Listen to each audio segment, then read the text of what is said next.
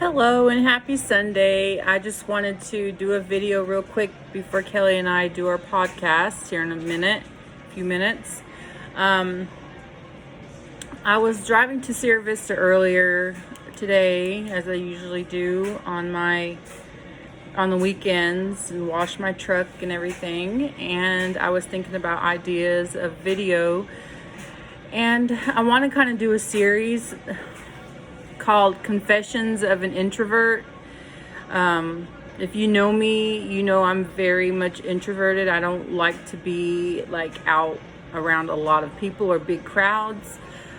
And the older I get, even though I am introverted, I still feel that I'm more of an ambivert, which is somebody who's introverted until they're comfortable around somebody. So I'm not one to go into big crowds unless I'm with somebody that I feel safe with. For instance, I've never been to a concert. Not saying that I wouldn't want to go to one, because there might be some that I find appealing, that I would spend the time and money and the energy to go to. Like an Amy Lee concert, I would love that, or a Fleetwood Mac concert, I would love that.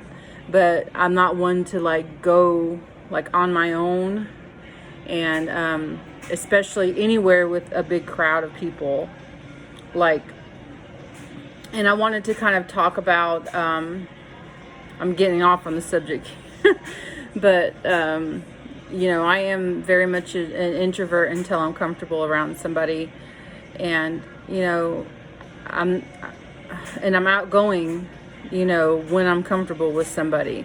So anyway, I want to make a series of videos that talk about, my specific personality and quirks, and hopefully that'll kind of,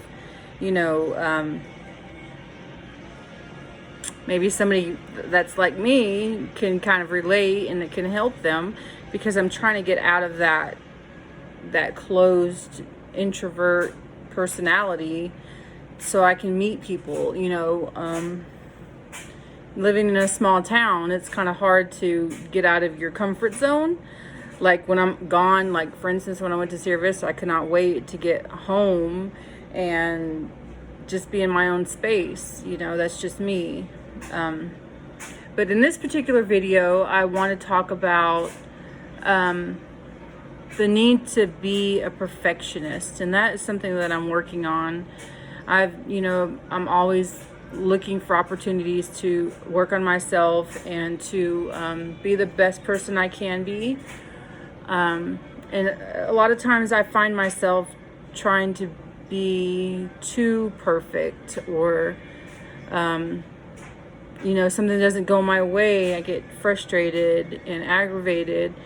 And that's something that I'm really working on as an individual, because I've always been one to kind of meet people on their level, and with me in this whole theme of relationships, intimate relationships, there might be times where I feel like everything has to be perfect, and I have to be perfect to have a relationship with somebody.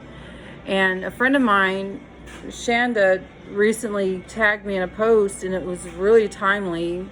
It went something like, how did it go? Instead of working on yourself, just kind of accept yourself for who you are, and know that you have been working on yourself to try to be a better person. I think, when we grow, we tend to strive for, our better self. And there has to be a time where you're kind of there, and I'm trying to grasp that at this time. I know there's always room for improvements. I have a goal of losing weight, and I have a goal of stop vaping. I'm really trying to work on those, and just eating healthier, overall health. Those are my goals. So those are things I can focus on as far as the need to be a perfect person. and I don't even like using that in my vocabulary. Perfectionism, it could be habitual, and it could be, you can turn into, you could be so obsessed with it that, that it kind of turns into a habit too. So you have to be careful with that, or I have to be careful with that.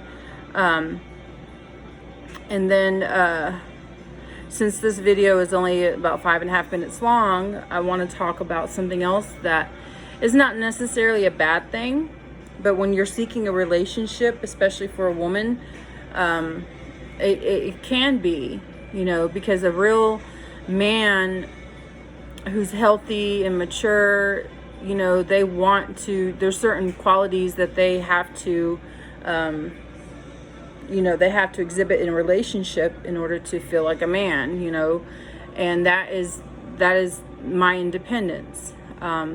And it can kind of flow from, just perfectionism, but, and guys, if you're watching this, just know, a lot of women, especially women my age, and I think I've talked about this in other videos, we want to be submissive. We want to kind of let a man lead, especially when we're looking for a long-term relationship. At my age, we kind of know what those qualities are for a man, and the importance to a man, or for a man to be, the provider and the protector. And but I said all that to say, just be patient with her. Women my age who are still single, and have a career and have, something to show for their life, a lot of times we're kind of forced to be independent, and it takes a lot of trust for us to step down from that and to kind of allow you to lead and to be the man that we know you are. I've had to, I've been forced to be independent. And I haven't always been that way. With the kid's dad, I stayed home for a lot of the time, and he was the, provider and everything. And I raised my children when they were real little, all three of them, at certain times, and certain times I had a job too, but he was always the sole provider. He was the one that took care of everything as far as financially. He was the one that kind of led, like men do. But when we separated and divorced, I really had to step up my role as a mother and as an independent woman. And I started school when I was 27. Like, that's when I started college. So, for all those years from 27 to 42, outside of, me being married again, it was very short term. And one in particular was pretty, they both worked, or they both had an income. One of them didn't work, but he had an income at some point in our marriage. But, they did, and one of them wouldn't let me work, which that was kind of, I didn't like that. But, I had to learn in those, I can't even do math, but between age 27 and 42, I was extremely independent. And I had to support my kids. I wasn't getting monetary help from their father, and even if I was, I still would have to, be the independent mother, independent woman, so I can provide for my family. So, be patient with us. We want for our man to step into his rightful role as the provider and the protector. It just might take a little more time, especially for independent adult women who, have their career and everything in front of them, and they are very much independent. Don't think that we're, there's a competition with that, because it's not.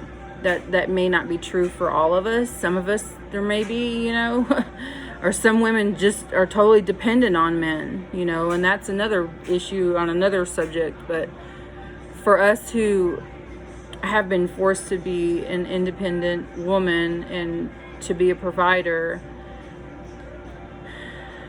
it can take its toll, and it takes, you know, trust too, so that we can get to that place, and kind of allow you to take the lead in your rightful role as the man.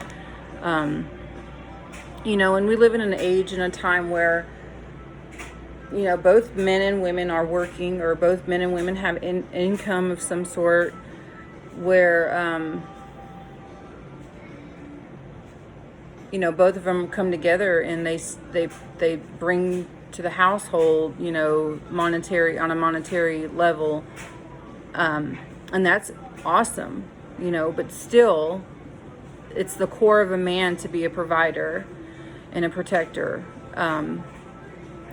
So, you know, ladies, understand that too. You know, with the men in your life, they have a need to protect and to provide. It's just part of their makeup, you know, just like we're nurturers, and we're teachers to our children.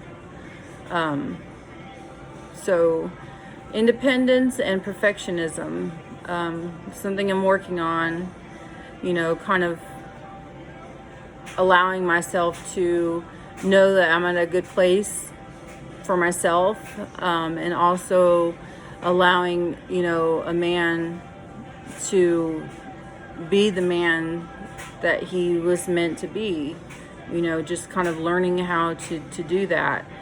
And, you know, with my hot head, and, you know, it's part of my, I guess I'm an Aries, so we're very independent anyway, so it's even more of a strong suit attribute for my personality, is to be a natural leader, and I am. I know that much about myself.